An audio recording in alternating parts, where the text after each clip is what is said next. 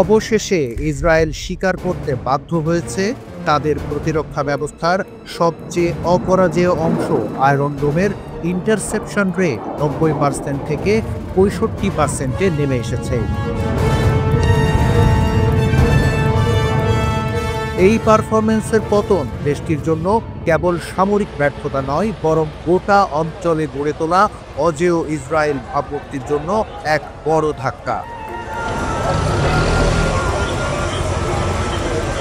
Iron ডোম হল ইসরায়েলের একটি মোবাইল এয়ার ডিফেন্স সিস্টেম, যা স্বল্প পাল্লায় রকেট, আর্টিলারি শেল ও ড্রোনকে আকাশেই ধ্বংস করে দিতে সক্ষম। এটি ইসরায়েলের একটি অন্যতম সামরিক শক্তি।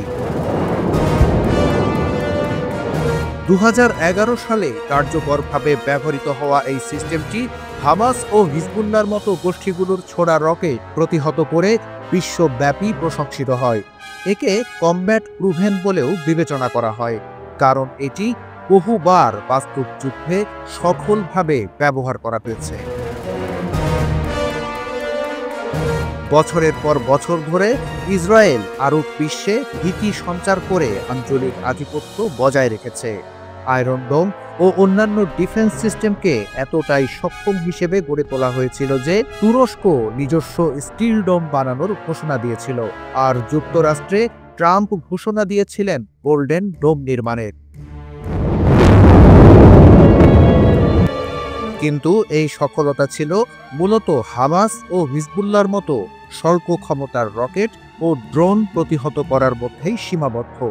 আধুনিক মিসাইল ও ড্রোনের বিরুদ্ধে এই সিস্টেম কতটা কার্যকর তা ইরানের হামলায় প্রশ্নবিদ্ধ হয়েছে। তেল আবিব সহ গুরুত্বপূর্ণ স্থাপনায় একের পর এক আঘাত, স্টক এক্সচেঞ্জ, রিফাইনারি এবং ইন্টেলিজেন্স হেডকোয়ার্টারের ধ্বংসযজ্ঞ, এসব ইসরায়েলের আত্মবিশ্বাসে বড় আঘাত।